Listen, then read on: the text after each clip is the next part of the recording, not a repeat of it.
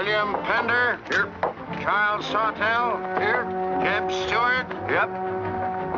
George Custer. Here. George Pickett. Here. Robert Holliday. Here. James Longstreet. Here. Carl Rader. Here. Philip Sheridan. Here. John Hood. Hey, Jim. Take a look at this saddle sore. You think that's serious enough to report? I don't know, George, but I'm certainly going to report mine. You boys can have the cavalry. Me, I'm going to apply for the infantry. Tired of playing housemaid to a temperamental mare. That's the first good news your horse has ever heard. Go on, Gertrude, kiss him.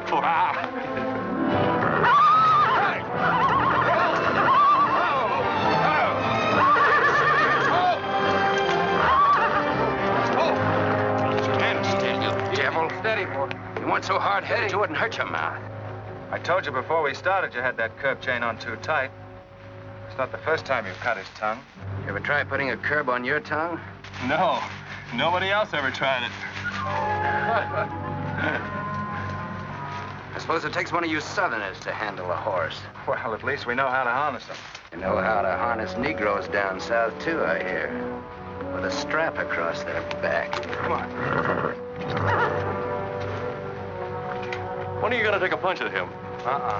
Too close to graduation. Besides, if I've waited 4 years, I guess I can wait another week.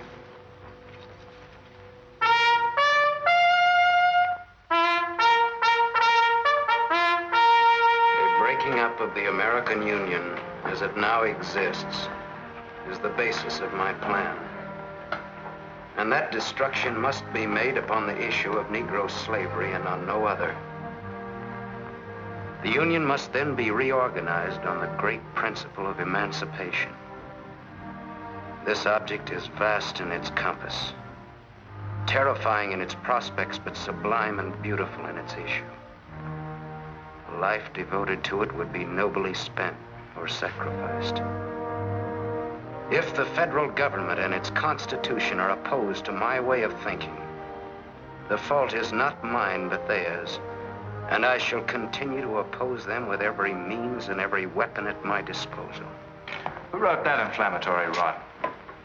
A wise man by the name of John Brown. Where'd you get it? That's my business. If you don't like it, you don't have to listen to it. You meant it for me, didn't you?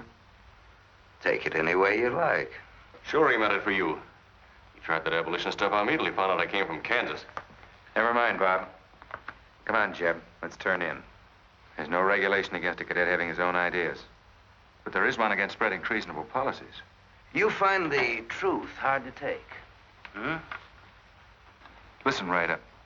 I know the truth of this problem far better than you do.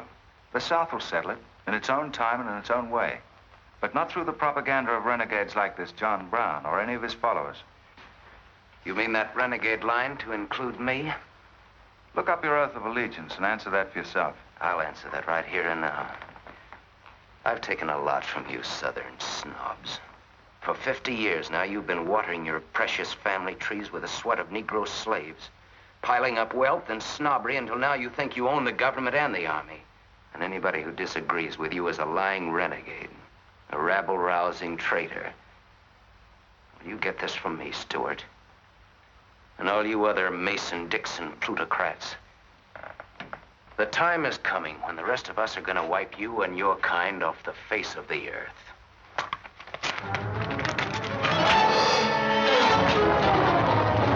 Jim, don't be a fool. No, let them point it out. Hold it, Raider.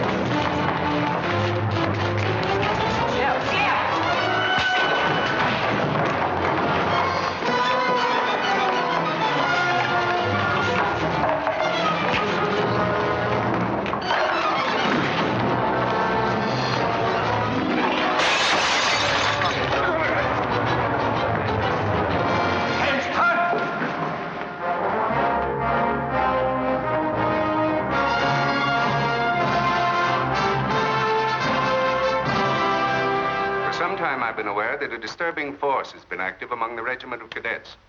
The exact nature of this subversive campaign and the persons responsible for it have not been fully known to us until this moment. Stewart, by every rule of the academy, you should be discharged from the service. And your associates are no less guilty for their part in this outrageous affair. Colonel Lee, any blame in this matter is entirely upon me.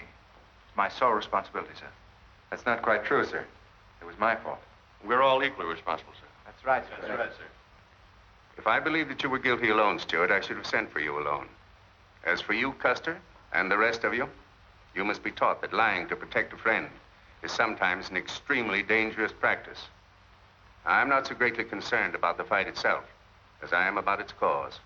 All 7 of you men violated the first sin of military conduct, the traffic and violent exchange of political ideas, which are not the affairs of an American soldier. You must be punished, and punished severely.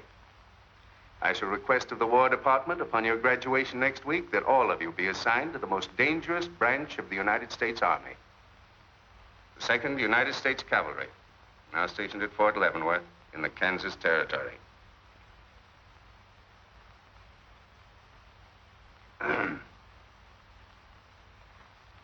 That's all, gentlemen. You're dismissed.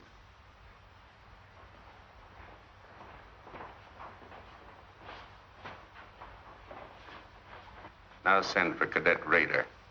How can you beat that? Fort Leavenworth, suicide station, Kansas, and the Santa Fe Trail. What a piece of luck. That's it, and the cavalry, active duty, promotion. Why, we'll all be generals while the rest of these fellas are still shaving. Oh, that's desolate country, Jeff. Nothing grows in Kansas but trouble. What are you talking about? I grew up out there, didn't I? I suppose he's not. Oh, yeah, wait till I get you boys out there. Man alive, that's my stamping ground. Well, here's my These pamphlets were found in your quarters. Dozens of them.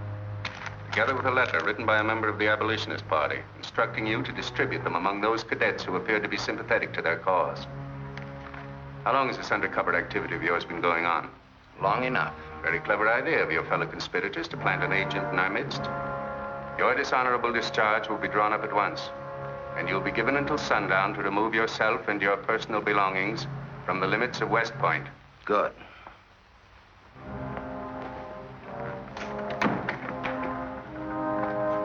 You can tell Mr. Stewart from me that he'd be smart to stay in the Army, right in the middle of it from now on.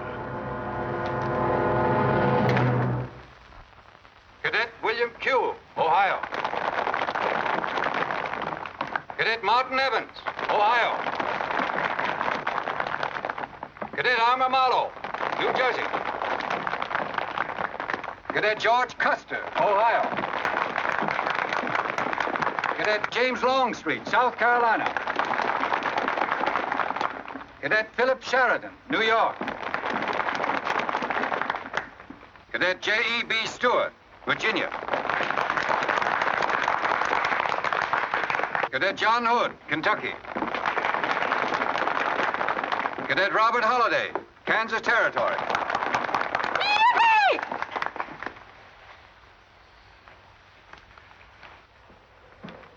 Cadet Jason Wood, Virginia. Cadet George Pickett, Virginia. My sister Kit. I thought 2 years in Boston would make a lady out of you. Kentucky. So did I. It just popped out. Cadet William Keel, Ohio. Cadet Robert Davis, New Jersey. It is now my great honor and privilege to introduce the Secretary of War of the United States of America, the Honorable Jefferson Davis. Officers and gentlemen of the class of 1854, their welcome guests and their very proud families, I'll not keep you separated very long, as I myself once sat in your place and endured an interminable address by a very tiresome general. But as the Secretary of War of this nation, I have a serious obligation towards each new officer of the Army before he enters into active service. And that obligation is to make clear and definite his responsibility to his government. We are a new nation among the powers of the world. Just 80 years ago, we were fighting desperately for our freedom, and we're still fighting to keep it. We are not yet a wealthy nation, except in spirit. And that unity of spirit is our greatest strength. You men have but one duty, one alone, America. With your unswerving loyalty and the grace of God, our nation shall have no fears for the future. and your lives will have been spent in the noblest of all causes, the defense of the rights of man.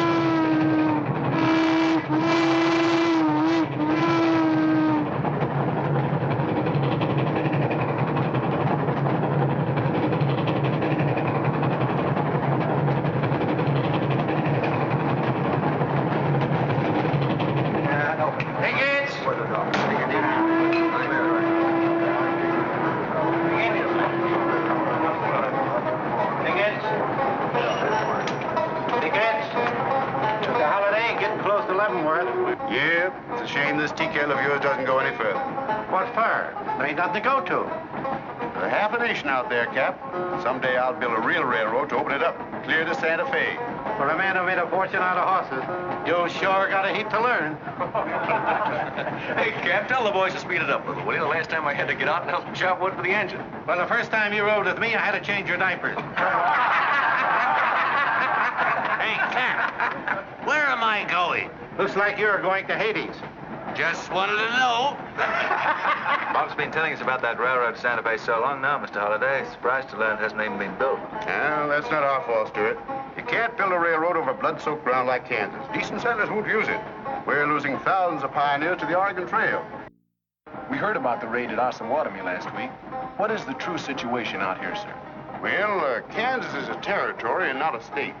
We're ready to join the Union, but the big question is whether we'll go in as a slave state or as a free state. On one side is most of Kansas pro-slavers, people who came from the South. On the other side are the abolitionists led by John Brown and his sons.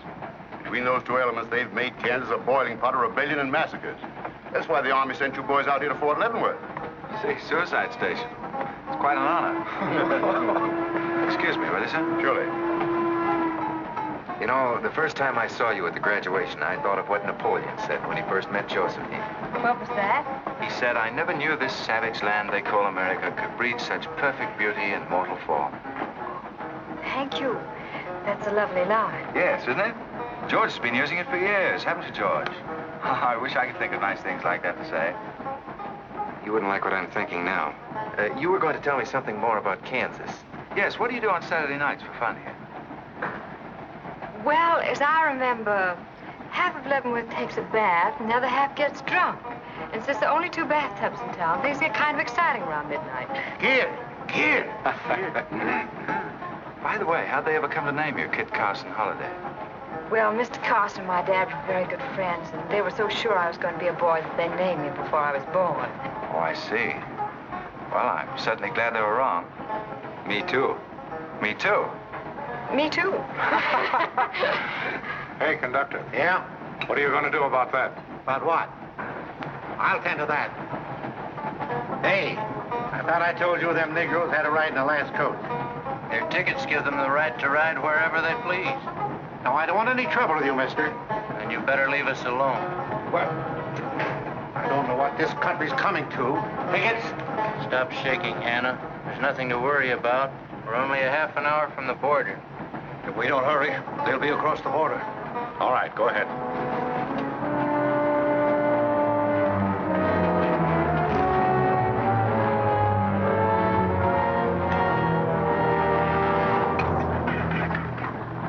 Where are you taking the Negroes? What business is that of yours? We're asking the questions. Are they free or bond? Here are the papers. You can see for yourself. Yeah, that might mean something if we didn't know who you are. Now, don't you make a move. We're taking you and them off of this train while they're still in Missouri. Now, come on, get up, all of you.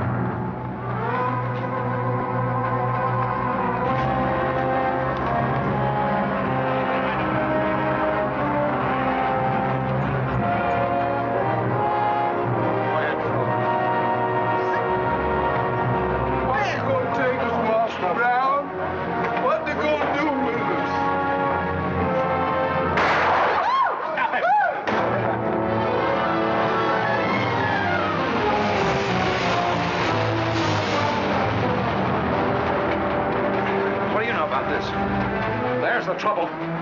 Negro slaves. He was trying to sneak them across the state line. I'll get that murdering jayhawker for this if I have to hang for it. Who was it? Oliver Brown, one of John Brown's scurvy litter. Get it in the doornail. Come on, you gate-eyed greenhorns. Give me a hand. There ain't no use spoiling the carpet. Come on, get him out of the way. Come on, Jim. Now, don't get excited, everybody. Sit down, please. This is what they mean when they call it bloody Kansas. There'll never be any peace along the Santa Fe Trail while John Brown or any of his followers are alive.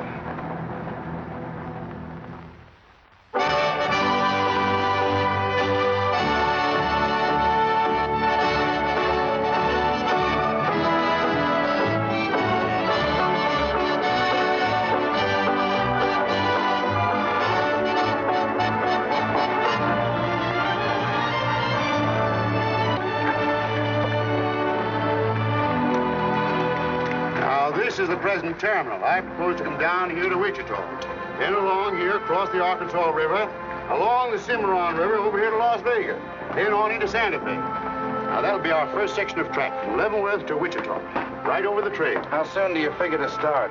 Well, the men back east say they're ready to put up the money as soon as we can prove that a railroad through Kansas is safe and will pay. Dad! Yes, kid? Where did you put the loading list? List? Gosh, I clean forgot to make one out. That's great.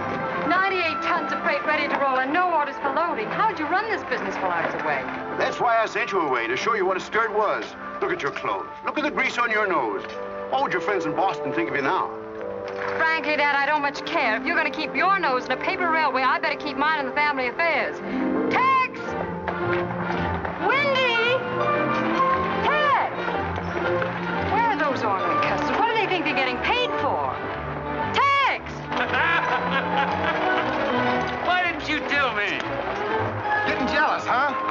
Well, I didn't even see Lily when I said goodbye to her. Oh, now don't start lying to me, you double-crossing buzzard. I know you didn't buy that there looking glass to see your own ugly mug. I suppose you're figuring on wearing that female cinching belt. Wait till Lily sees what you brung her. She'll brain you if it ain't physical impossible. Why, you ignorant. Tex! Hey, you two! Where in the name of... Will you come here? Hello, Miss Kit. Hello, nothing. Are you gentlemen of leisure by any chance interested in employment? We lost our watch. Yeah, we didn't have no idea of time. I ought to give you both your time and throw you out. Where in town have you been? Well, you see, we had to buy these knickknacks. Well, we sort of got a gal in Santa Fe, Lily, Hofstadter, and what do you mean we? I'm engaged to her. well, who ain't? You setting up housekeeping in Santa Fe, or is this just gilding the lily? She wanted us to fetch her one of them fancy Prince looking glasses. Ain't it pretty? What's your answer to that, Tex? What are you laughing at, you long-eared jackasses? Go on, get to work, both of you. Go on, jump to it. You better hide that thing or start wearing it.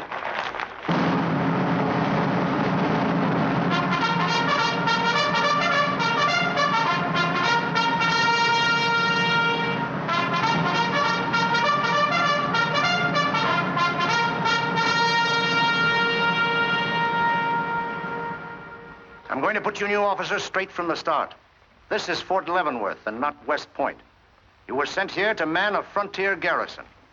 3 of the officers you're supposed to be replacing are buried back of the hill in the little military cemetery. The other 4 haven't been found yet. The Regiment of Mounted Rifles has only one job, to keep the peace in Kansas. And we're here alone. There's no other fort between us and Santa Fe, and we're proud of that responsibility. We've got a tough reputation in the Army, but they respect us in the West. See that it stays that way. Order of the day. Lieutenants Longstreet and Holliday, take B Troop and put them through close order drill. Lieutenants Stewart and Custer will take 8 men as an escort for the freight caravan, leaving at noon for New Mexico. Draw the usual supplies and report to me for final orders.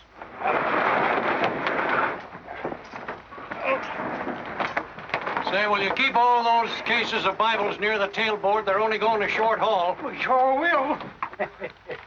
Let's go.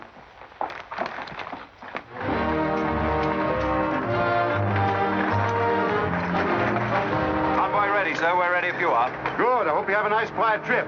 On any other kind, I'll lose money. Oh, we'll try and save you that. We'll see you in 6 weeks, sir. With luck. Just keep your eyes open, boys, and move fast. You'll like the scenery, but don't trust it. Right. Goodbye, sir. Goodbye, Stewart. Goodbye, Custer. All right, men, get ready to tie down those parts and check everything. Corporal, detail 2 men to cover each wagon. Yes, sir. Bill, move all these barrels over there for the next load.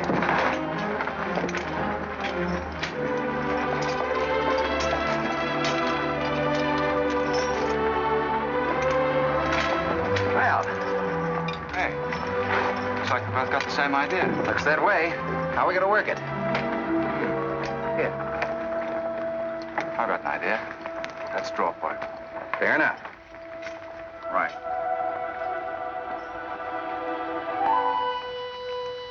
I got the long one. Hey, wait a minute. Where I come from, long man loses. Tough luck, old man. Here, hold my horse.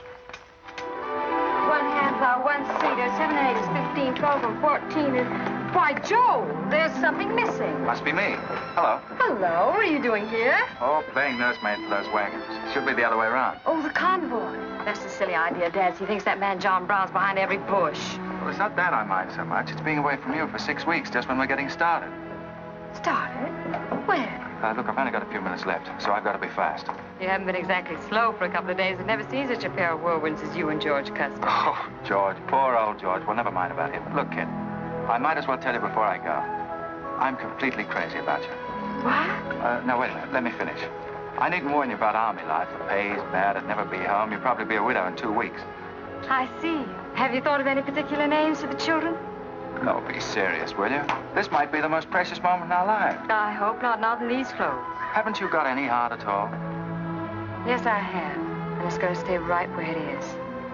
I don't know a thing about you, Jeb Stewart. My brother thinks you're wonderful.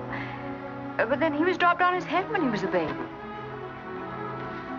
Well, at least you'll let me kiss you goodbye, won't you? Oh, well, it's quite an honor, but no thanks. I don't really deserve it. Well, hello. Say, this is quite a surprise. The corporal's looking for you. Says it's very urgent. I'll bet. Kid, we'll take this up later, right where we left off. Now, George, don't be long-winded. Listen, kid, we're due to leave in a minute now. There's something I've got to tell you. I'm head over heels in love with you. George, you sound just like an echo. Oh, Kit, pardon the interruption, George, man. Kit, there's something I forgot to ask you. Have I got any real competition? How do you think any girl would answer a question like that? Well, she'd tell me the truth. Then you'd both be crazy. Get going, you bullwhackers. Through desert heat and dust, your throats will soon be choking. Your head's about to bust. No water when you're thirsty. And all you get to eat is aromatic antelope with sun-baked buffalo meat. We may not even live to get our pay. But even if we don't get paid, there ain't no job we trade for hauling freight from state to state along the Santa Fe. Hauling freight from state to state along the Santa Fe. There's trouble riding with us all the way. Did you think over what I said, Kit? Every word. Take care of yourself, George. Don't worry about that. Goodbye, darling.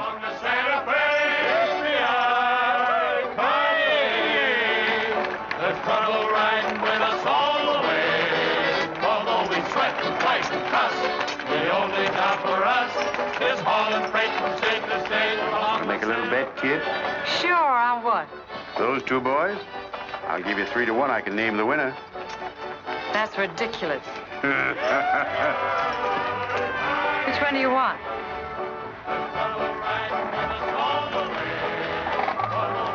I'll take that bet. Good. job for us is hauling freight from state to state along the Santa Fe.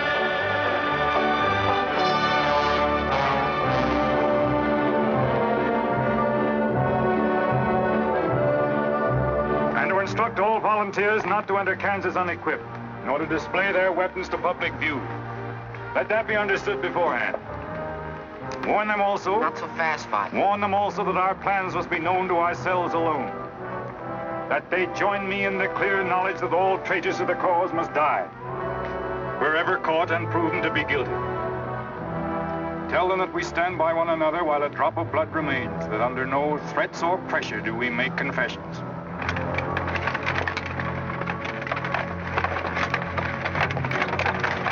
All right, that's our camp. I might as well tell you, when you get this far, you don't turn back. You don't have to worry about us. We ain't the kind that quit. That's fine. Just see you keep it that way. Save all of us a lot of unpleasantness.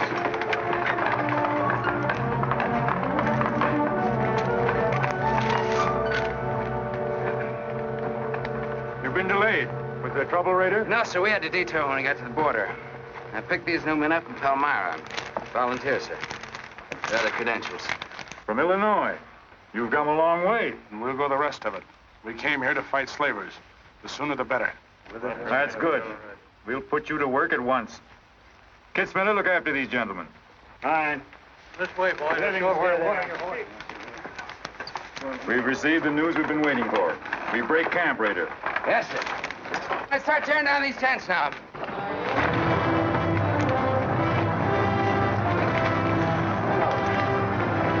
Oliver. He's hurt. I'm all right. Where's Father? Father. What has happened to you?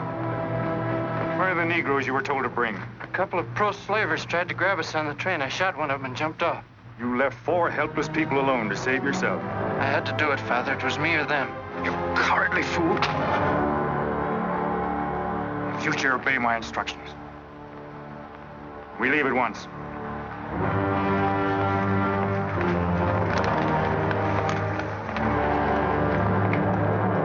All of you, down upon your knees.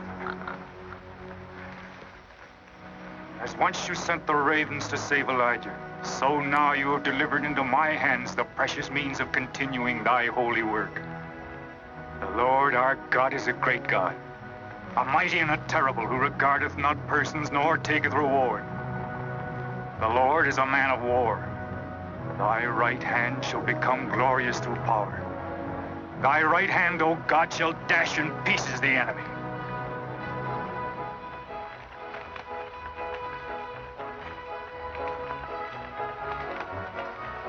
Hey, Oscar!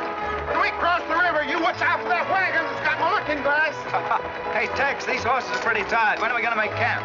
Oh, as soon as we cross the river, and then we'll be out of danger from both sides.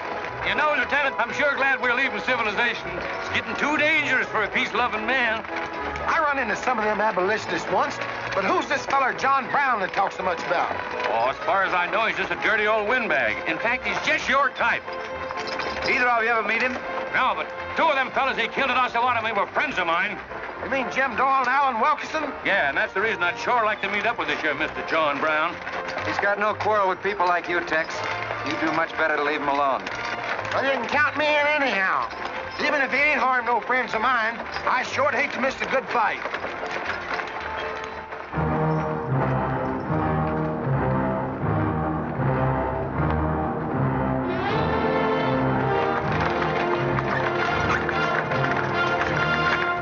This is wrong, Father. We've never attacked a wagon train before. We aren't common highwaymen. You say we have a righteous cause, but this will bring the law down on us like a storm. We recognize no law but the law of God. You will do as I command.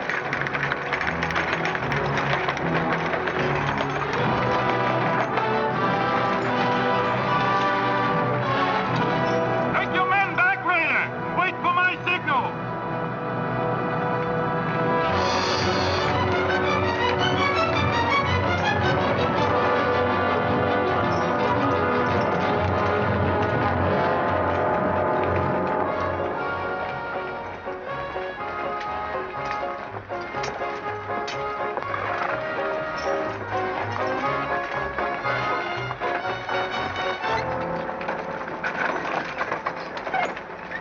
Howdy, strangers. Good morning. Are these Holiday's wagons? That's right, sir. My name is Smith, Jonathan Smith of Newton. Oh, well, what can we do for you? I believe you are carrying some freight consigned to me. Oh, it might be. Have you got something to show for it? I have this receipt from the shipper. Come a long way with an empty wagon, haven't you, Mr. Smith? Newton's about 100 miles from here. My home is in Newton, sir, but my place of business is much closer to the trail. Oh, I see. I thought your horses looked pretty fresh. Ain't cases of Bibles. That's right. Come on, when we'll unpack these Bibles for the parson. Jason, bring up your wagon.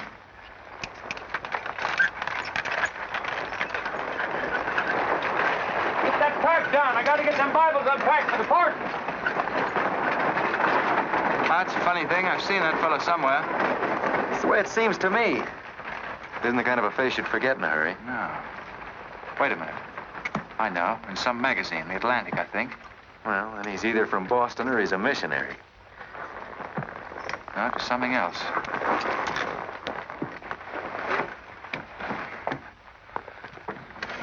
Been a lot of bad trouble over across the river lately, Mr. Smith. That murdering skunk John Brown's on the loose again. Better keep your eye peeled for him. Thank you. We shall. This stuff sure is heavy for Bibles. How would you know? You ain't never even saw one.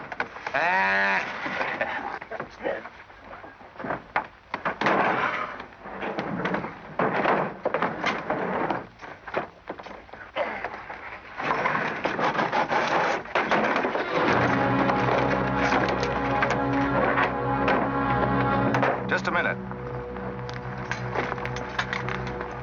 I'd like to see those Bibles. There you are. Put your hands up and keep them up.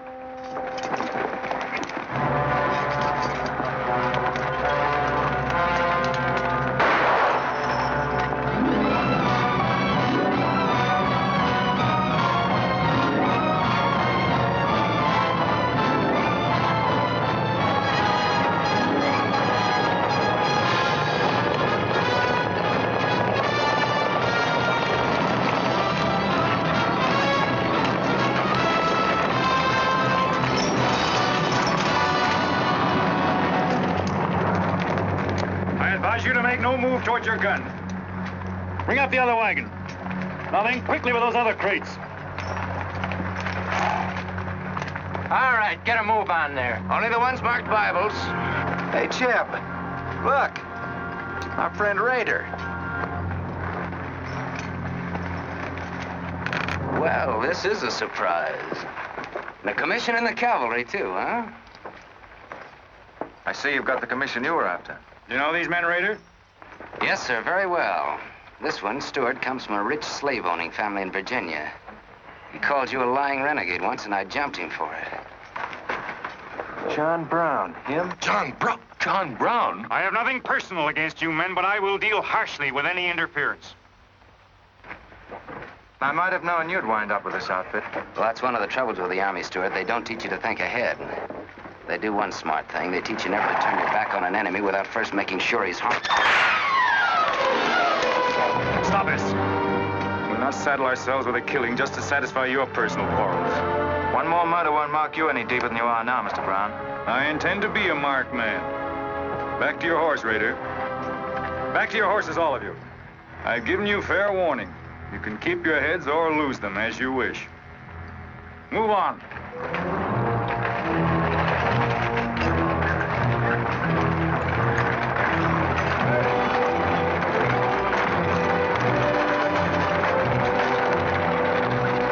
In those cases, George. What? Contraband, rifles and ammunition. Gosh, then we've been delivering Bibles with triggers on them. Let's take a chance. Everybody, take cover and open fire. Dismount! Take cover!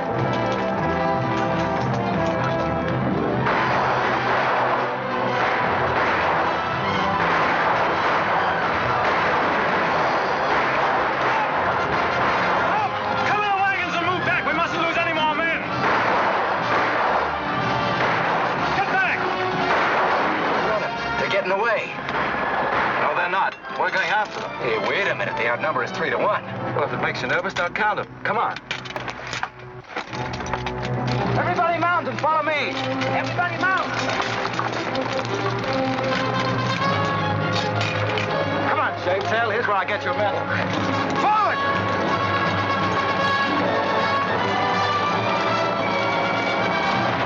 Get those wagons out of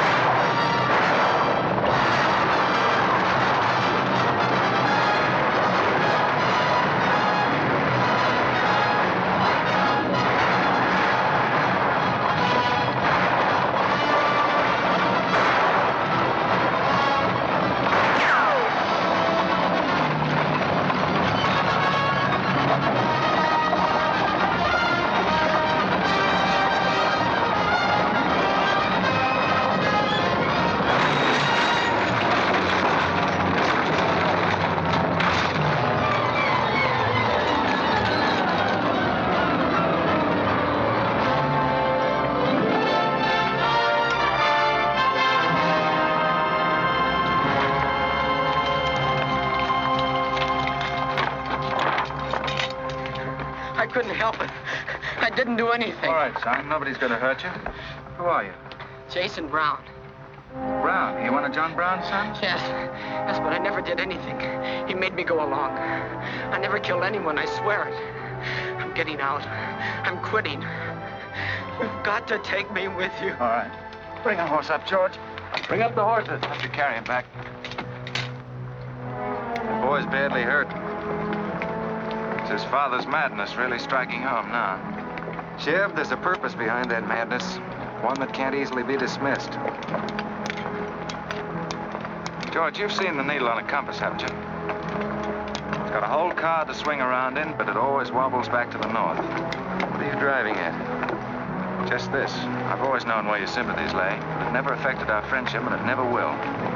But it isn't our job to decide who's right and who's wrong about slavery. Any more than it is John Brown's.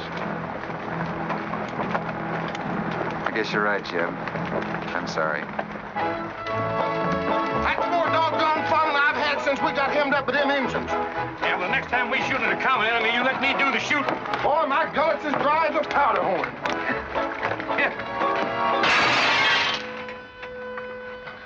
Get up.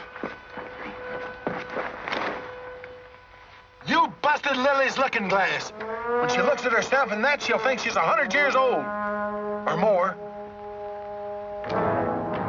Of course we're aware that firearms are contraband to Kansas. Do you think we'd have accepted those boxes as freight if we'd known what they actually contained? Well, I'm just asking, that's all. Doesn't it seem strange to you that Dr. J. Boyce Russell, the most prominent religious leader in America, should be sending rifles marked as Bibles to John Brown? How can I control the marking of crates? We once received 3 tons of gunpowder marked birdseed. Well, then you'll have to examine every crate you haul. What? For all we know, this contraband may have been slipping through for months. Jason, listen, son. You've got nothing to be afraid of if you'll be honest with us. Now, I want you to answer my question truthfully. Did your father ever mention this shipment of rifles when he discussed his plans? Not to me. He never confided in me. Just Fred and Oliver. Fred and Oliver? My brothers. Where are their headquarters? I don't know where they went. They have a dozen places. I don't know. All right, kid. Don't worry about it.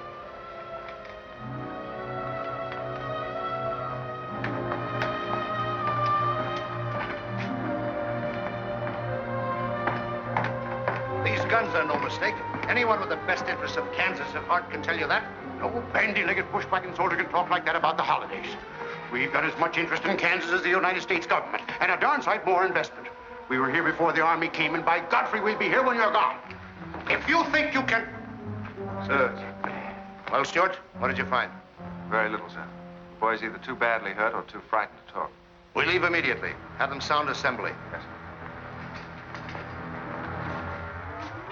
What was that you called me? A gall-darn bandy-legged bushwhacker. Now go on. He says he talks with God at night. But God doesn't tell people to kill one another, does he, miss? He's a good man in a lot of ways. But he's changed since Osawatomie. Those people he killed. They got down on their knees and begged him for their lives. And he struck them with a sword. Him and Rader and Kitzmiller. I was there. I saw it done. I tried to stop them, but they pushed me aside. Yes, that's how it was. We're starting at once. I'll take the first troop west to Tecumseh. Stuart, you and Custer will take the first platoon of B Troop and search thoroughly from Clinton to Dutch Henry's Crossing. Is that clear? Yes, sir. These are your orders. Find John Brown and bring him back here, alive if possible. His force is well armed now and strong in numbers. We also suspect that new volunteers are drifting in from the east to join him. Be on the lookout for them as well. Retire to your respective troops.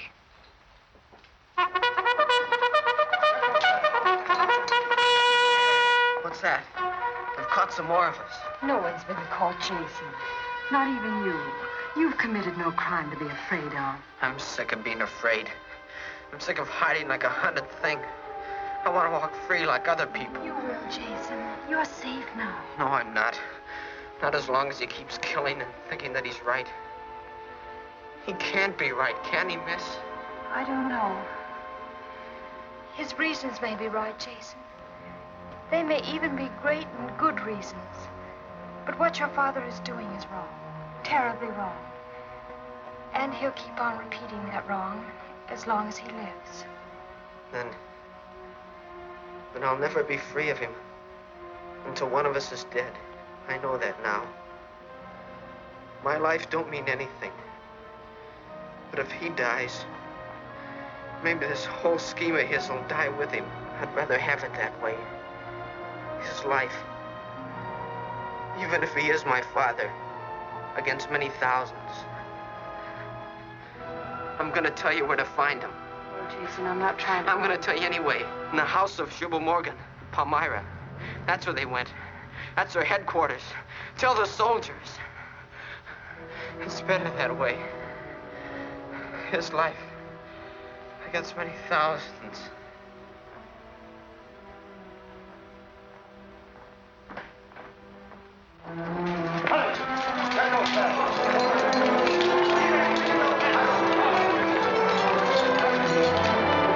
Jeb.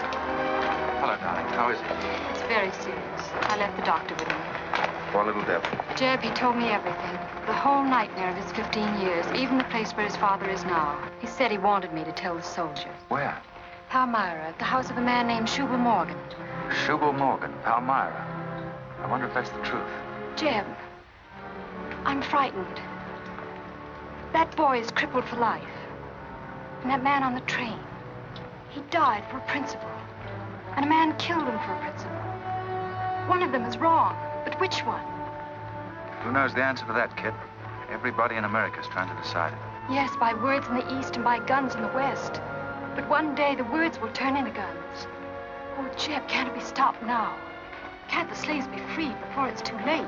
It will be stopped when we hang John Brown. Then the South can settle our own problem without loss of pride at being forced into it by a bunch of fanatics. Oh, Jeb, what has pride got to do with human lives? Kid, the two things kind of come together down south. Can't pry them apart, not even with guns. I hope that's going to be the same way with us.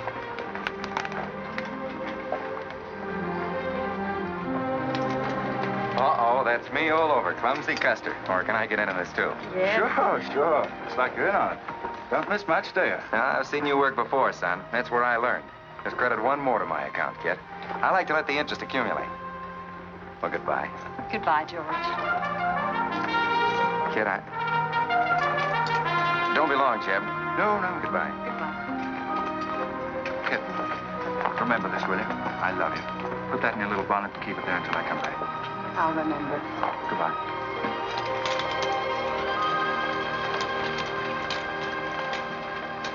Hey, Lieutenant! Hello, boys. Hello, Lieutenant Jeb. Say, I want you to keep an eye on Kid for me while we're gone, will you? Heck no, we're going to hunt John Brown with you. What? Yeah, we come to join up. Who do we see? A couple of flat-footed rumputs like you in the Army? Why, you'd get lost. Boys, you better go home and sleep it off. So long.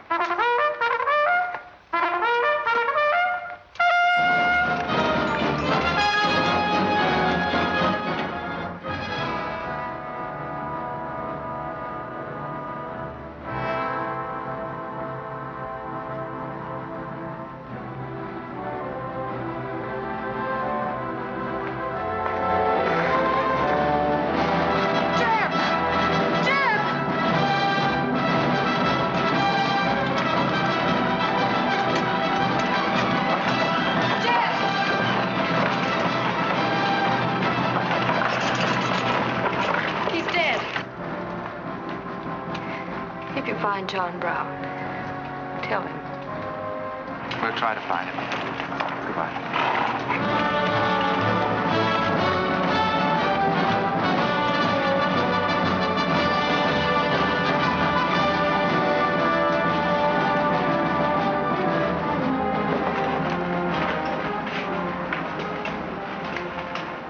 Kid, once when you were about this high, Tex Windy brought home a wolf cub with a broken back. You nursed it for weeks, but it finally died with its head in your lap. You cried for days, but it was just a wolf cub. would probably have grown up to be a killer like his father.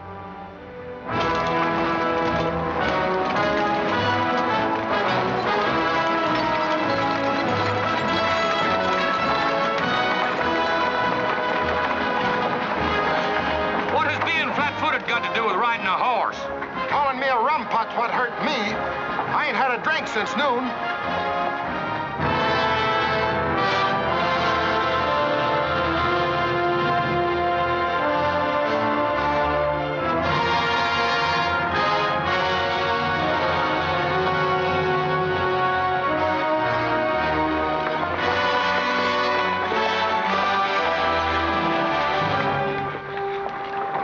All right, get the sledge.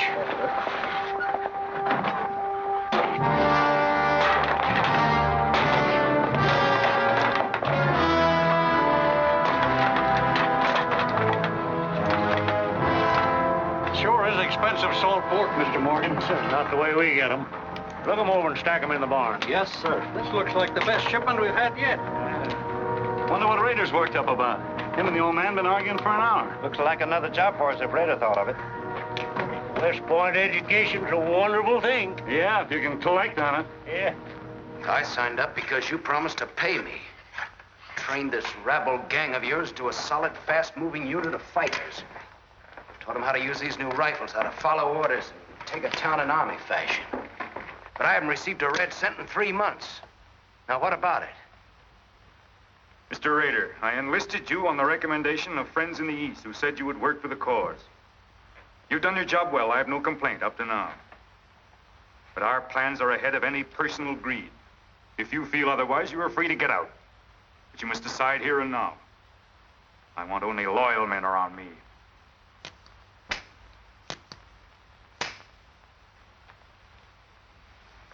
You've no argument with my loyalty. I proved that at Osawatomie and every other town we've raided. But you hired me as a military expert at a set price. Now, I'm only asking what's rightly due me. And I say that you will receive it in time. Only let me think in peace. My son is a prisoner in the hands of our enemies. Even now, he may have a rope around his neck. An innocent boy who never fired a gun in anger in his life. While I stand here powerless to save him. All right, I'll wait. Well, what's our next move?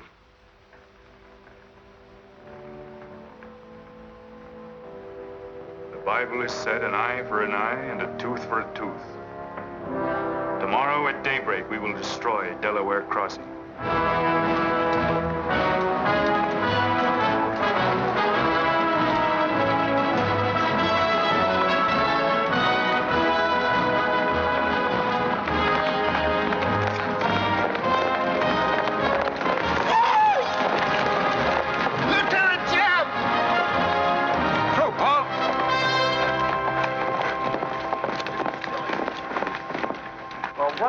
Well, the major sort of turned us down, too. But here we are, Lieutenant Jeb. What do you mean trailing us halfway across Kansas?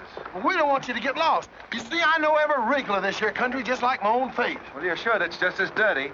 I've got a good mind to get a couple of mules and strap you on the back and send you home. A fine-looking pair of soldiers you make. Well, all we need is some of them pants and a cap. And then, of course, if some soldiers just our size gets killed, why... All right, get back to the end of the column.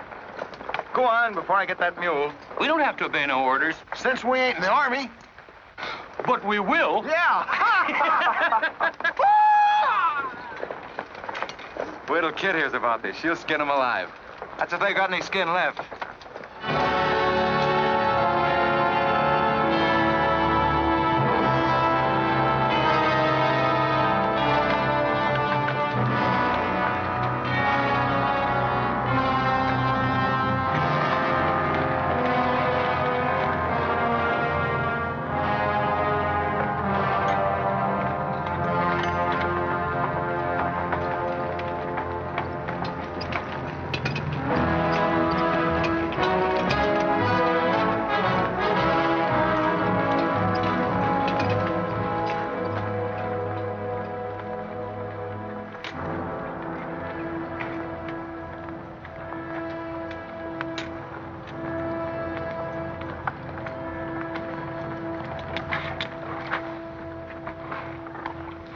Who did this? John Brown. How many men did he have with him? Around 100, maybe more. How long since he left? 3, 4 hours. We lost count of time. Well, you're the man that had the run-in with one of the Browns on the train. Is this in revenge for that? Yes. We're free staters here. Brown always knew we'd get him someday, if he didn't get us first. Well, I'll leave you some men to help you bury your dead. They'll see you back to Leavenworth. We don't want any help. This is our fight. We don't want you or nobody else to finish it. I'm going to take care of John Brown myself. Get on your way, soldier. We got work to do. I know how you men must feel about this. But my orders are to break up all armed forces. Yours, John Brown's, or anyone else's. I'm sorry, but if you organize under arms, I won't be able to draw a line between you. That suits us, if it's got to be.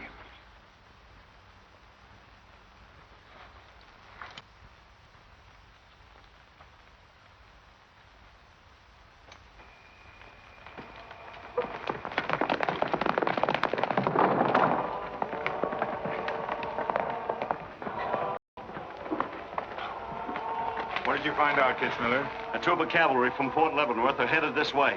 Ignorant fools. Jubal, we're moving camp. Round up all your men. Get the wagons ready to roll.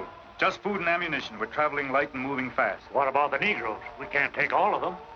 We're not taking any of them.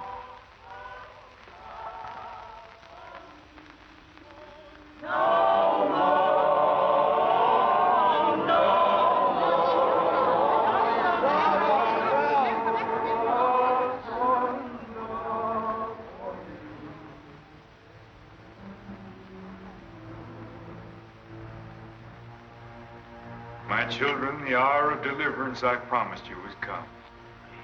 I am leaving Kansas now to continue God's holy work.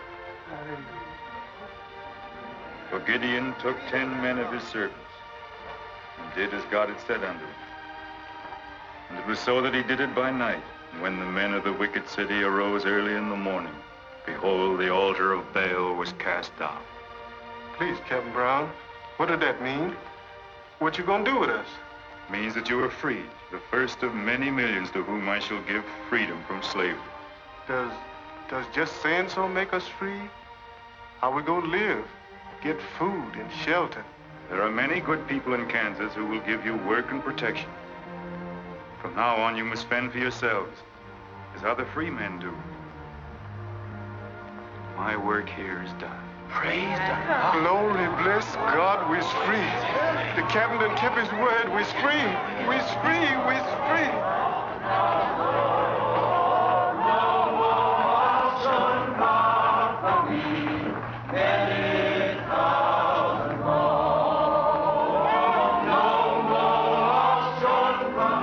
You know, if John Brown has 100 men, we'd better send a runner back, bring up the rest of the troop. Better do it tonight. I'm going into Palmyra, George. You alone? Don't be crazy, Jeb. That town's full of jayhawkers. They'd shoot you on sight. Well, I'll have to take a chance on that. I'm going to get some other clothes, take a couple of men, and go in and do some scouting. I'll try to send you back word. Good luck. Say, do you two fellas still want to join the Army? Huh? I've got a job for you. It's no picnic. It's pretty dangerous, but I think you're the fellas for it. What do you say? You mean we can have a real cap and a uniform? Mm-hmm. Well, we might have to be buried in them, but it sure sounds like a deal.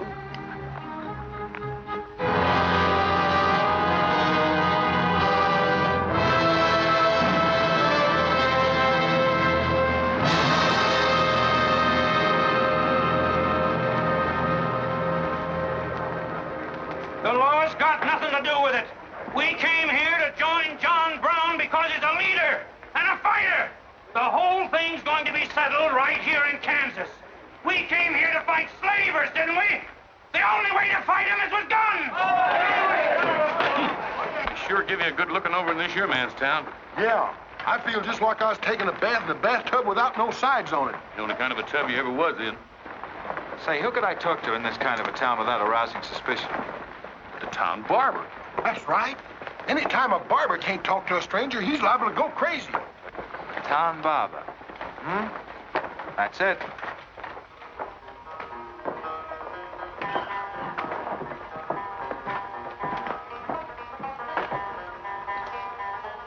Howdy, boys.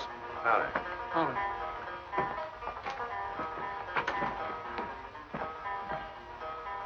Pretty good-looking horse for this part of the world.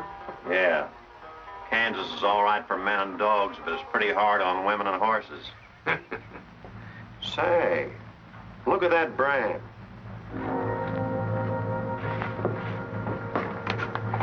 That's an army horse. Maybe you just bought him from someone. Oh, they don't sell them. Nobody rides that brand but a soldier. You keep your eye on him till I get back.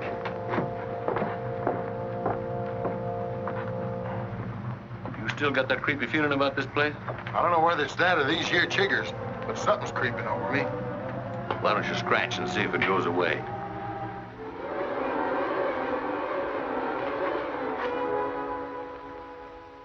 Yeah, I reckon that is all it was.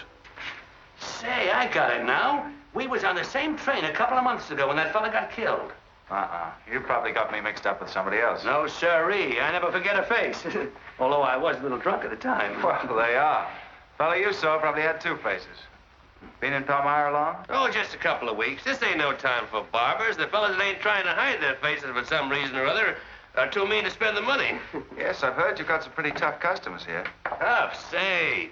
I'm afraid to shave half of them. I'm afraid they'll get up and cut my throat. Say, did you ever run across this famous, what's his name, John Brown? Sure, he came in here once. Strange-looking man with a hemp mark on his throat. Hemp mark? What's that? Oh, it's an old barber superstition. A little red line that runs all the way around here. Anybody born with that mark is bound to be hung. That's so. Say, I haven't got one, have I? Not yet. Maybe.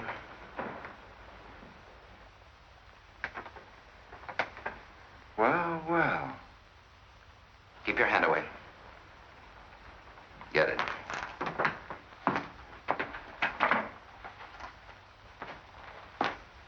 This was quite an idea, Stewart. You're coming in alone first to look around? Or is this one of your agents? I ain't never laid eyes on him before. I swear it. I don't know him from Adam. What were you up to? Well, it's your move. You figure it out. My next move is plain enough. Didn't they teach us how to handle spies when we caught them red-handed? Same treatment for renegades, wasn't it? When you catch them.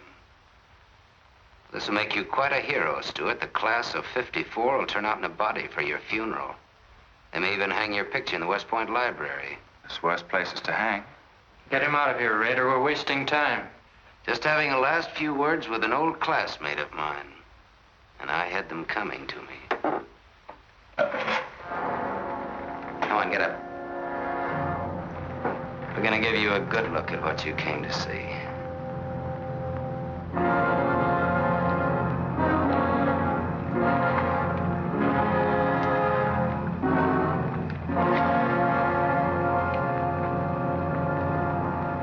We can't afford to take chances, sir. He was sent here as a spy.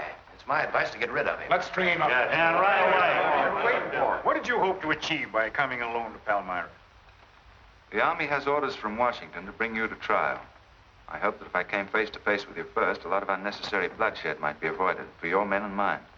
Were you innocent enough to think that I would surrender myself to you without a fight? I hope that you might consider yourself innocent enough to do that. Half of the people in America believe in your theory. A lot of them even condone your methods. That'll guarantee you a public trial. I'm not on trial, but the nation itself. Are you too stupid and blinded by a uniform to see what I see?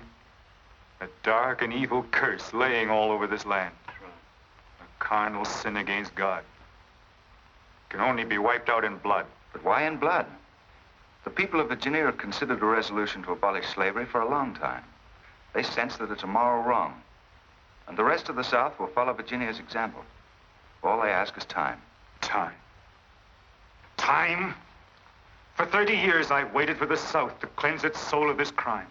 Since childhood, I have been possessed of the fire of correcting this wrong. I tried peaceful agitation. As God is my witness, I tried. Peaceful means failed long ago. Now I shall force a decision by bringing both sides into armed conflict. Letters, words, talk. The time has ended for that. Strength and action are wanted now. Not a voice crying in the wilderness, but a David, armed with the power and the glory. David had a son, hadn't he? Son? Yes, Absalom, who deserted his father and went over to the enemy.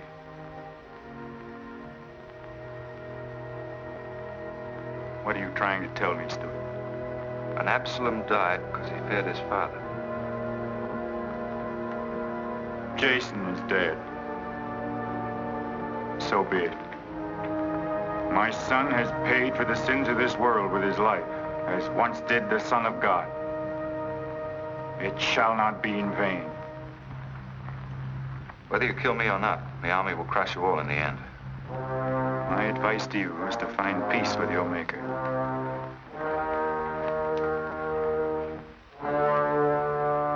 Now the big one. Sit down. I never liked Barber's know-how. Now spill out, you little bay-rum weasel. I'll cut your throat. Where'd he go? I swear I don't know, boys. I think, well, they were taken out that way. Who took him? The three fellas. One of them was Oliver Brown.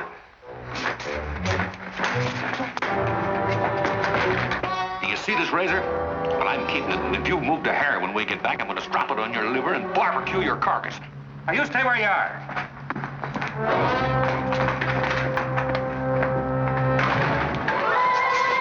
Back east for me.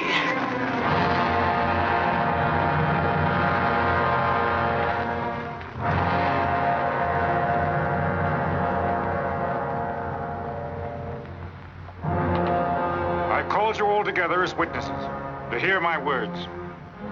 An enemy to the cause has entered our midst, stealthily and by night, with the purpose of planning our destruction. The hand that has never failed us has come once again to our protection. It's not with malice or revenge that we take this man's life, but in just retribution, as befits all enemies of mankind, all enemies of God. Ready, sir.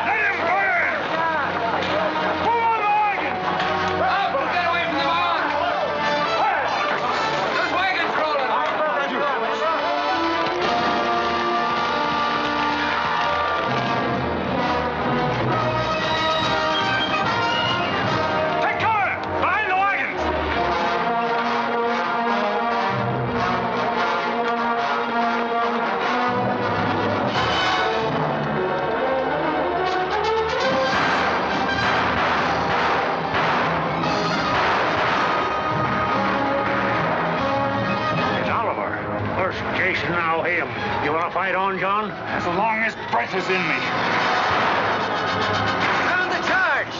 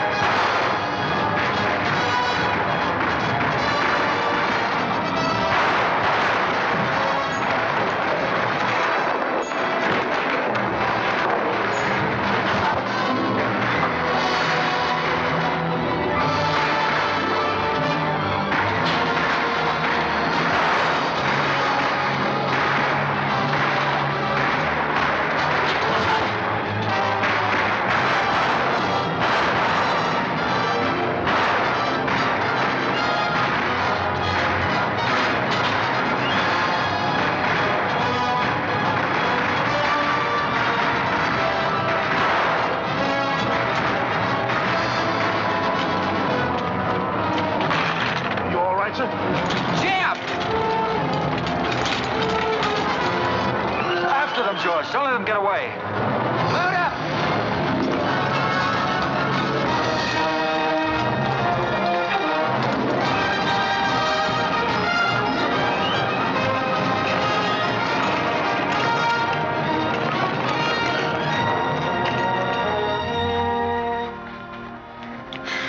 Ouch, that's too tight, Mammy.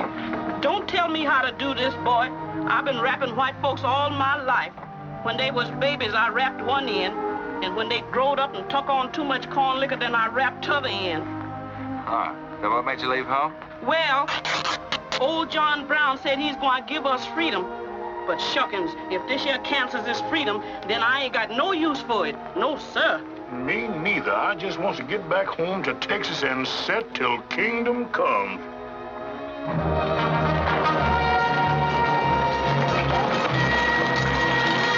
Dismount! Fall out!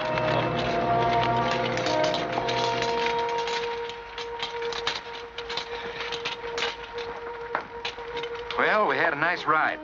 Both ways. Lost him, huh? He and a few others got away in the hills. I think I hit one, Jeb. You ought to heard him holler. Heard him holler, you jughead. That was me. You shot my hat off. Well, it won't matter much. He's broken for good. From now on, he'll find every man's hand against him. Nothing will ever break the force of John Brown, Jeb. Not even death. Oh, you're wrong, George. He's finished. His force is broken forever.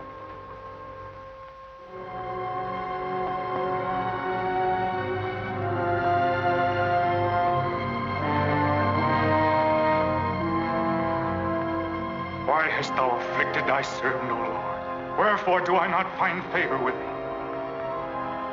Why hast thou laid the weight of all this people upon me? Yes. This is a sign for which I have waited, O Lord. This is your command, the burning bush. Let there be no peace in all this land until we have revenged ourselves upon thine enemies. As once you smote the Philistines, smite now the fury of thy wrath upon these blind, misbegotten fools. And I shall be thy right hand. I, John Brown, shall be the sword of Jehovah.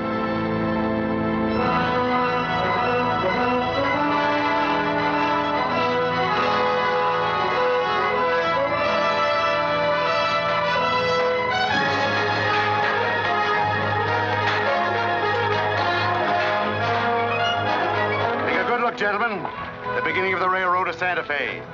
These rails are going to stretch their way right across the old trail, right over Kansas, down into the territory of New Mexico. Someday we can tell our grandchildren that we opened the doors of America to the great Southwest. Won't we, kid? You just build your railroad. I'm not guaranteeing anything. Yep, the end of John Brown was our beginning. Maybe it'll cost a lot more blood and grief, but it's going to be worth it.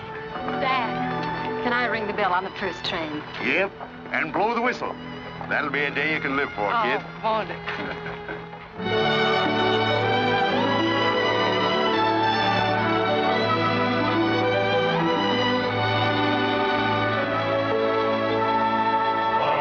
Fill your glasses, fellows, and stand up in a row to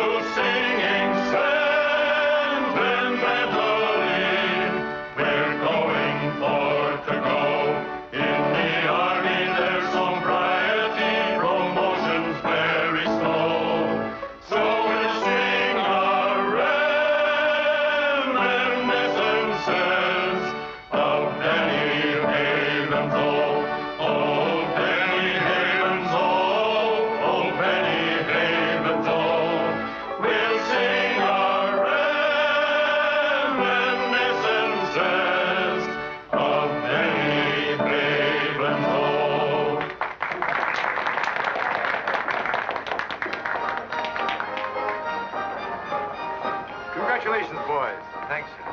That was excellent. I didn't recognize the song. Where does it come from? It's an old Army song, a farewell. These young men have all been promoted and are ordered back to Washington. That's splendid. You lucky devils, I had to wait 10 years for my captaincy, and I also followed tradition by proposing to my wife the same night. Wouldn't you like some refreshment? Yes, I would. Splendid idea. Well, I think I'll run down to the stable. Horse threw a shoe this morning. I'll see you later. I'll go with you. Maybe I can find it.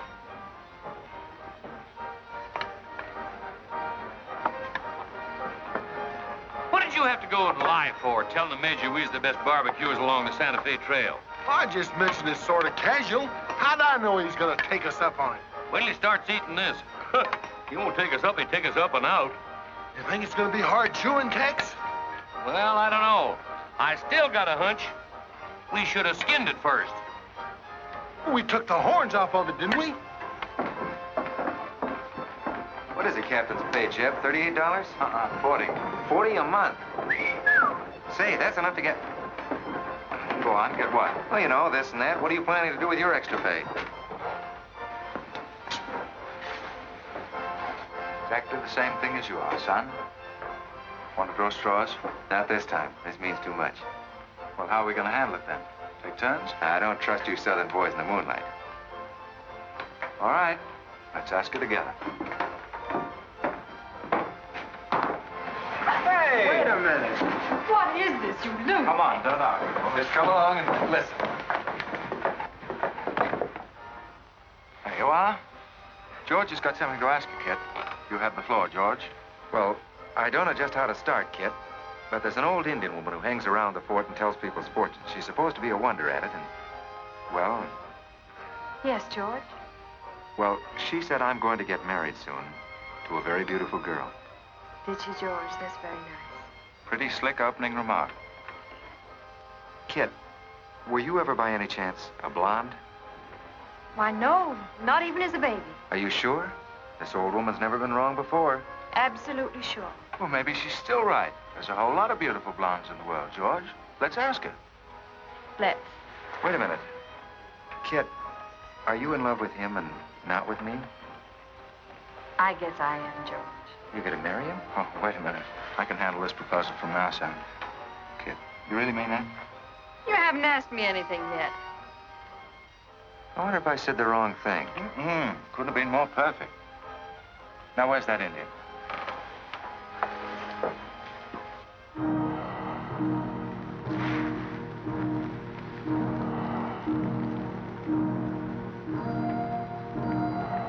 Yanta bajo ida, tamanya matam amo am dosi ana bajim. Ah, chuka, kama chuka, ah, kanya. What'd she say, Kit? You know the lingo. She says that this is one of the last times we'll all of us be together as friends. Now ask her something sensible. Who's going to be the first general? When they stem when he guns. Hama ko American matampo si oju. Hama said the Christian. She says that one day you'll all be famous men, great in battle, but bitter enemies. What? Pickett, Hood, Custer, Sheridan, Longstreet, and me, enemies? Now I know she's crazy. Where'd you ever pick up this old faker, George? I can tell better fortunes than that with tea leaves. Well, we might as well get our money's worth. Ask her what we're going to fight about. Yeah, who's going to start it? Weganesh wanji mi godwat. Hama matakse gocho MB mabisi armaja. Ah, magia ka autumn kaja mamtramo bisi achulka mabi amapa.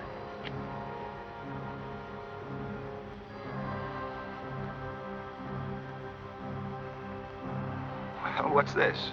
Too ridiculous to tell? She says the fight has already started. Somewhere in the east, a man is lighting a torch. Now, at this very moment, the two of us will help to kill him. But none of us can stop him.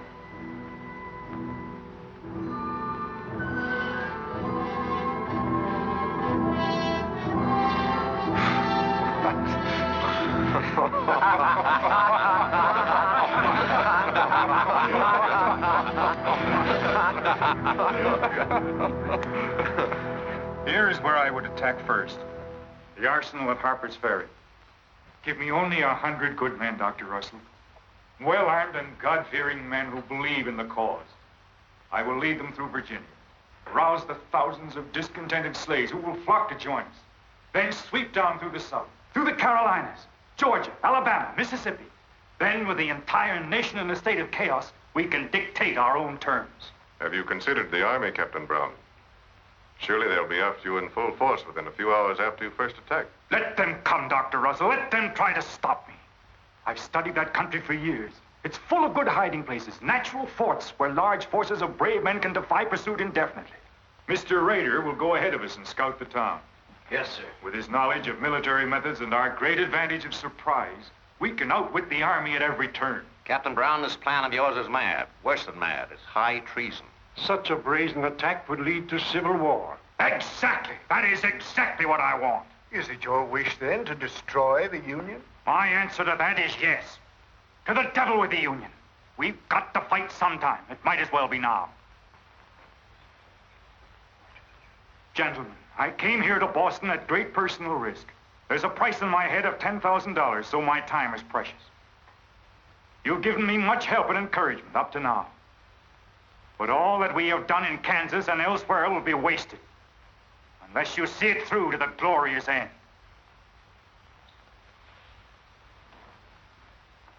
How much money will you need? We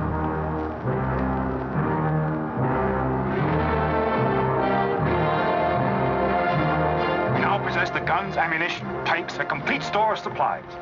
The place and the hour are set. Harper's Ferry, daybreak, Monday, October the 16th. We will strike with two forces, suddenly with complete surprise, and then move rapidly through Virginia. You men all know what will be demanded of you. Yes, we're with you, Captain. Captain. It's Rader. He made good time.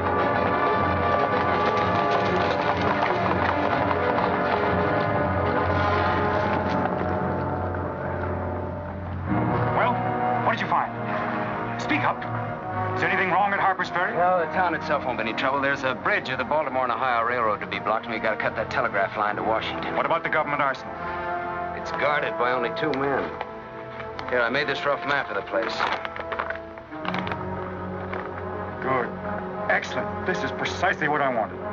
We must first take some hostages from the town. That'll prevent an attack by the civilians. Then we'll move directly on the arsenal. Now, there's something else. What? I want to settle our account. Back in Kansas, you promised to pay me what's due when you got the money. How dare you demand a settlement of a private matter? With the nation's hour of deliverance not 3 days off. Well, that's putting the cart before the horse, isn't it? I've done a job for you nobody else could do. So I was right at Palmyra. The cause itself means nothing to I'm you. only holding you to your word. Are you indeed? Have you forgotten so quickly my methods with disloyalty? I haven't forgotten anything. But you've got the money to pay me and you can't afford not to. Then add this to your memory. I haven't waited 30 years to bargain with a rogue at the final hour.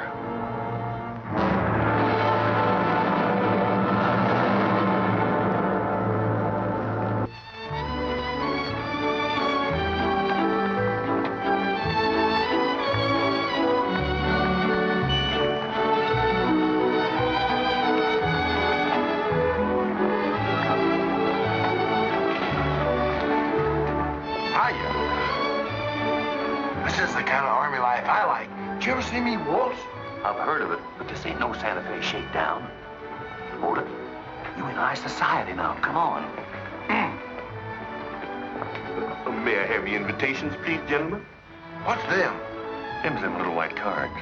We ain't got no invitations, Joe. Can't we get in on our uniforms? No, sir. Not unless you wants to go right out on them again. Oh, we're the fellows who cleaned up Kansas. Ain't you ever heard of us? Sorry, sir, but we don't need no cleaning. Good evening.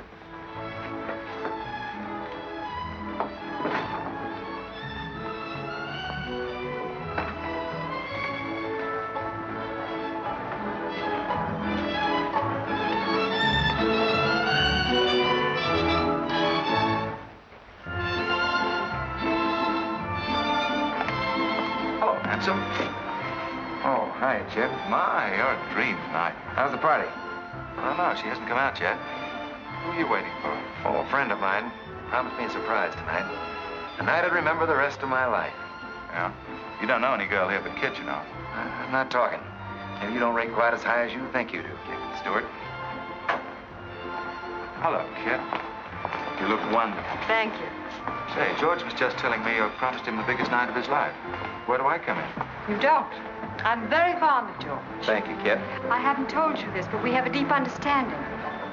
Wait a minute, Kid. Are you serious? What is this? I'm going to take care of George for the rest of his life. Kid! That is, if he's the man I think he is. Oh, Kid, I have my faults. But I can be as faithful and loyal as any man that ever lived. We'll soon see. Now wait here, both of you. Tough luck, son. I guess we can't all have charm and good looks, too. Custer, I hope you're joking, or you're not going to have either. Oh, don't take it so hard. I mean, this is something that could happen to the... Charlotte, I want you to meet Captain Custer and Captain Stewart. This is Charlotte Davis. We were schoolmates together in Boston. It's a pleasure, Miss Davis. Thank you, Captain. Yes, indeed. A great pleasure. I've heard so much about you, Captain Custer. Me? Mm-hmm. Well, well, that is, well, that is, Shall we dance, Joe? Yes, of course. Who is she? That's the blonde. The one that George was promised by old Sit in the Mud. Oh, I see. Well, it's pretty nice. Don't you think? Left wheel. Company, halt. Present. Arms, prepare to scoop.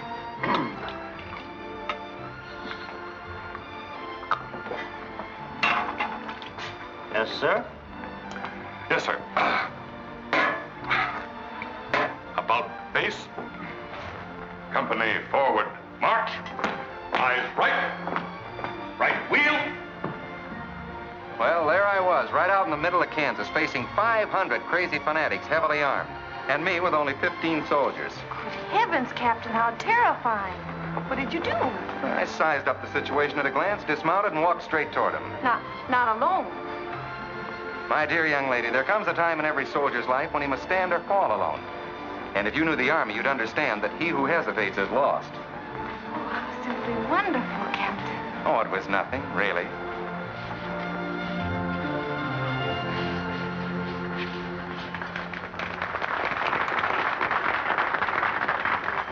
Will you come and meet my father, Captain? I'd be delighted.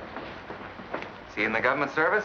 Yes, but I think he'll lose his job in the next election. Oh, that's too bad. Say, he should be in the Army. You know, politics don't bother us. He'd rather go fishing anyway. Father. Hello, Charlotte. Hello, Colonel Lee. Hi, dear. Father, I'd like you to meet Captain George Custer. Oh, but of course I met the captain at West Point when he graduated, didn't I? Yes, sir. Hi, Custer. I'm fine, Colonel Lee. We've heard good things about you. Congratulations. Yes, the captain's just been telling me how he put down the trouble in Kansas by himself. Splendid job, pile, man. Splendid. Wasn't there also a chap named Stewart, Jeb Stewart, connected with that campaign? Stewart? Yes, sir. He was around. Shall we dance?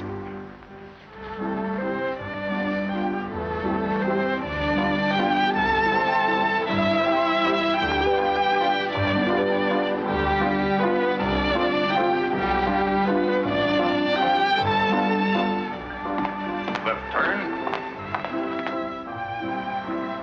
About face. March.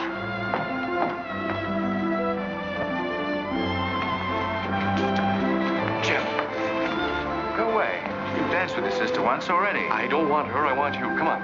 Here, you can't leave me stranded alone in the middle of a ballroom. Quiet, spread. Phil, take over this detail, will you? Oh, may I? Are you drunk? If I'm not, I ought to be. I've just seen enough to knock anybody down. What are you talking about? An old friend of yours is outside, and he asked me to bring you to him.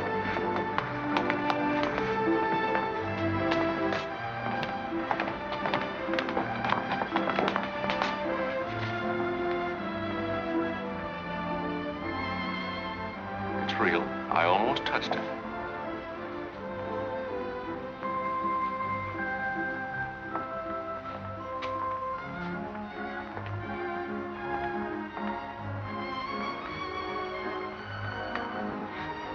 What are you doing here? I came to find you.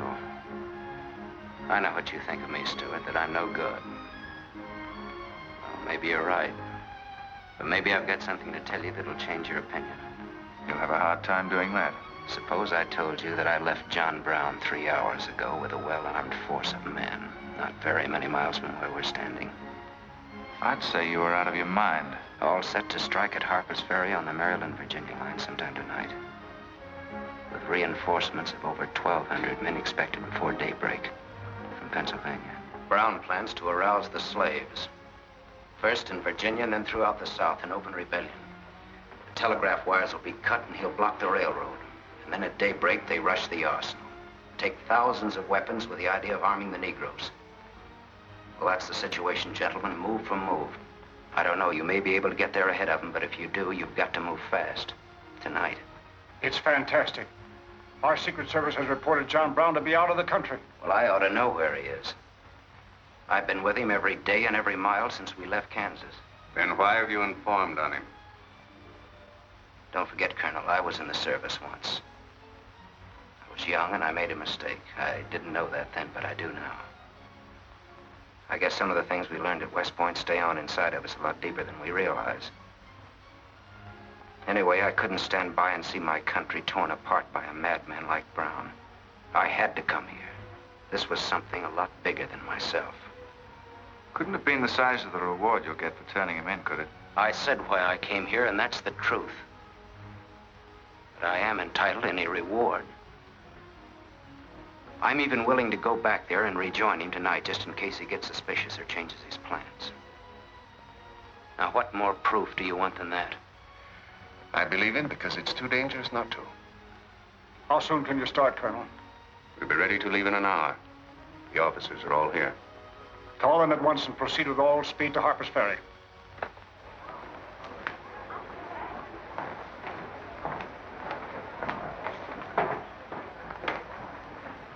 You have your orders, Captain Stewart? Yes, sir. Jeff, what is it? What's happening? John Brown. Get the little Davis girl to take you home, will you, darling? But why? But I'm sorry, I can't explain now. No time. Try to keep the others calm. Tell them there's nothing to be excited about. Goodbye. goodbye.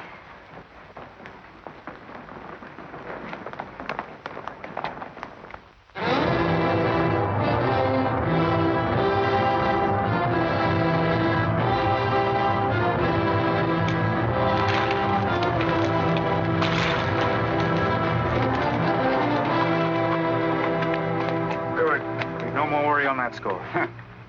You say no train is due until well after daybreak? No, sir, not until 8 o'clock. I rode within 10 miles of Washington to make sure. What kept you so long? I had to take a side road both ways. Schubel, Townsley, get your men, block the railroad bridge. We meet below the arsenal at daybreak. Kitzmiller, go to the town with 20 men and get the hostages. You know the ones? Yes, sir. Rest of you men, follow me.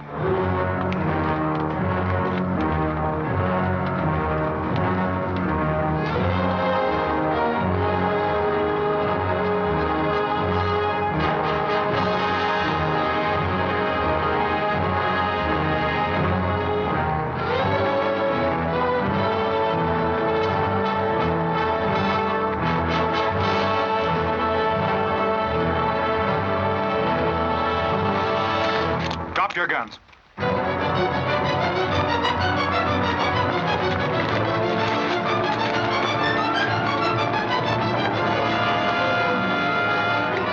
Captain, we got enough guns here to arm 1,000 men. Plenty of powder and bullets. Stack those guns and ammunition near the door, ready to haul.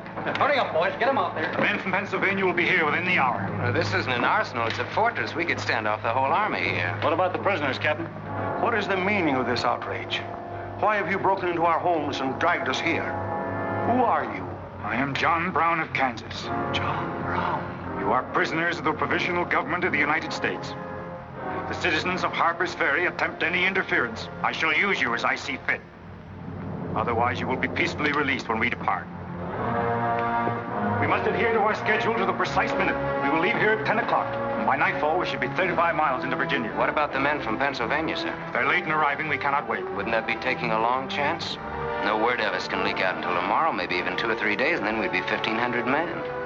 I don't see that there's any reason to hurry. That sounds sensible. I disagree. I'm anxious to get out of here, and time is our most valuable weapon. You're in command, sir. But that's been the fatal mistake to many an expedition. My advice is to wait.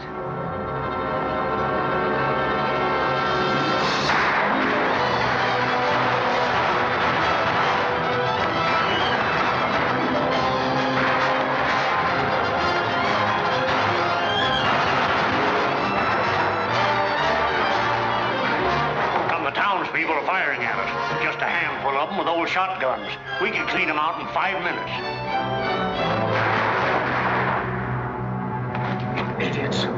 Why do they fight us? Can't they understand?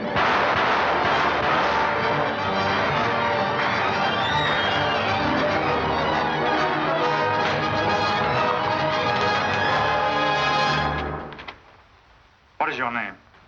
Brewer. If you value your life and those of your fellow townsmen, you will do as I say.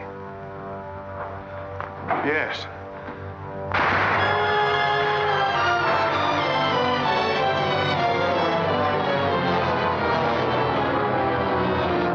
Stop firing!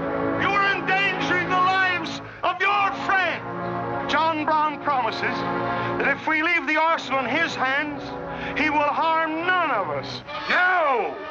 Run down guard! We'll cover you! Quick!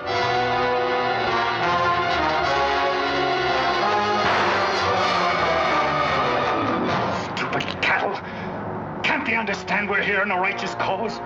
Their interests are also ours, the good of the whole nation. We'll leave a lesson at Harper's Ferry for the rest of the South to profit by. Wipe out those fools at the foot of the hill.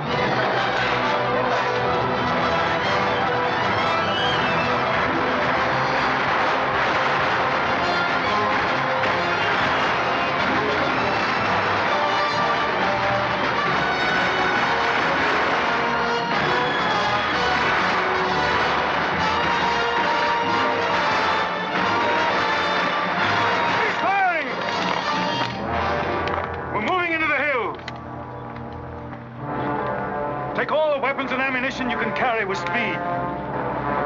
It's well past noon. We can wait no longer for the Pennsylvanians.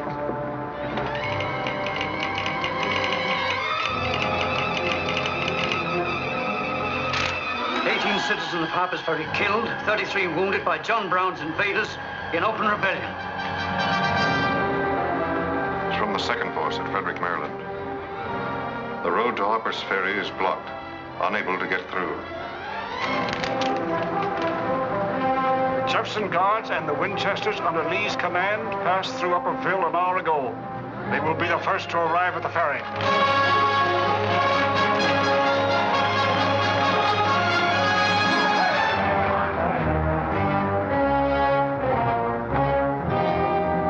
Raider? The North Road, sir. The North Road is over there. This is the Washington Turnpike. Well, I thought our men might circle the town as That was not their orders. Help with the wagons. Yes, sir. Well, don't you think we ought to wait another half hour? It might be that...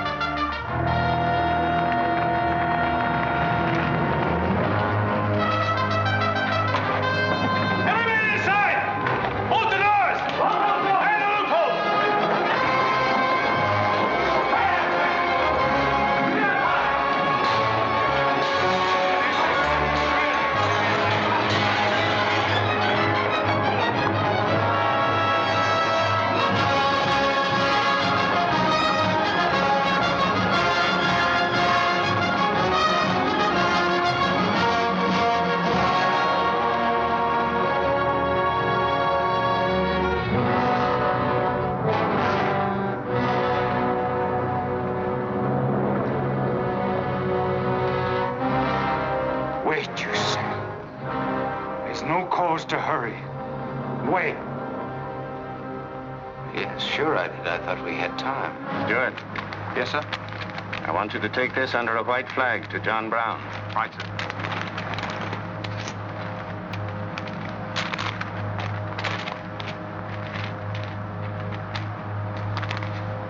There's to be no parley. Yes or no. If it's a refusal, wave your hat to us. Right, sir. Hang on to this, will you?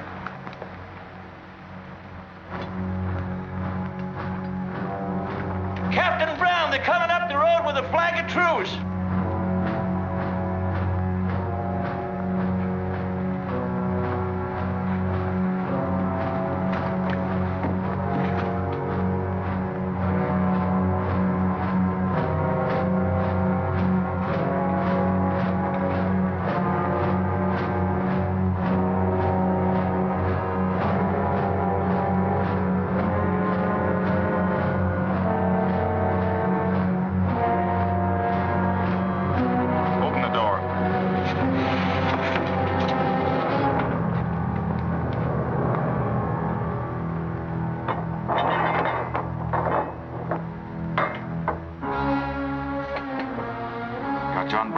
Francis?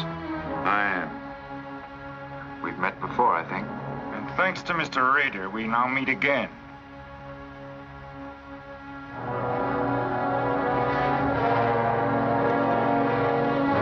This is Colonel Lee's formal demand for your surrender. Once more, sir, you overrate your strength in supposing that I can be taken against my will. That's your final answer? It is. We prefer to die here. Prepare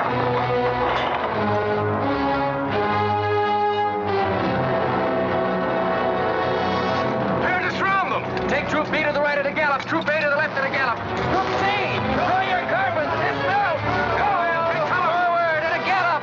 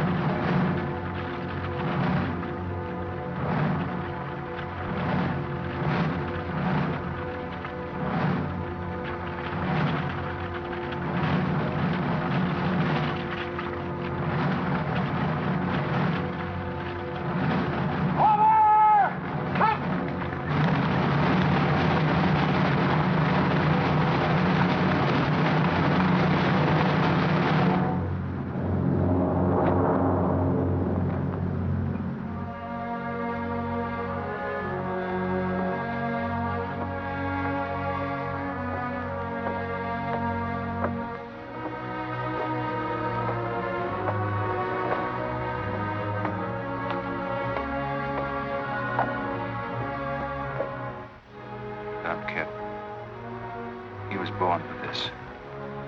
I'm not crying for him, Jed. I see something else up there. Something much more terrible than just one man. Have you any last words, John Brown? I am only walking as God foreordained I should walk. All my actions, even the follies leading to this disaster, were decreed to happen long ages before this world began. But I cannot remember a night so dark as to have hindered the coming day, or a storm so furious as to prevent the return of warm sunshine and the country at peace. I, John Brown, am now quite certain that the crimes of this guilty land can never be purged away but with blood. I let them hang me. I forgive them, and may God forgive them, for they know not what they do.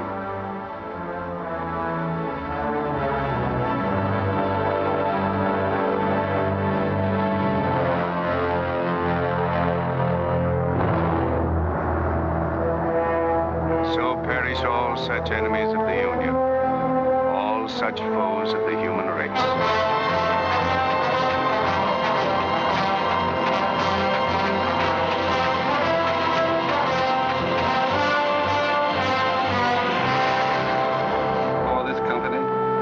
To have given and pledged their troth each to the other, and have declared the same by giving and receiving a ring and by joining hands, I pronounce that they are man and wife, united forever with ties that no man shall break asunder, nor the years disturb, whose shining paths shall run together from this day hence unto eternity.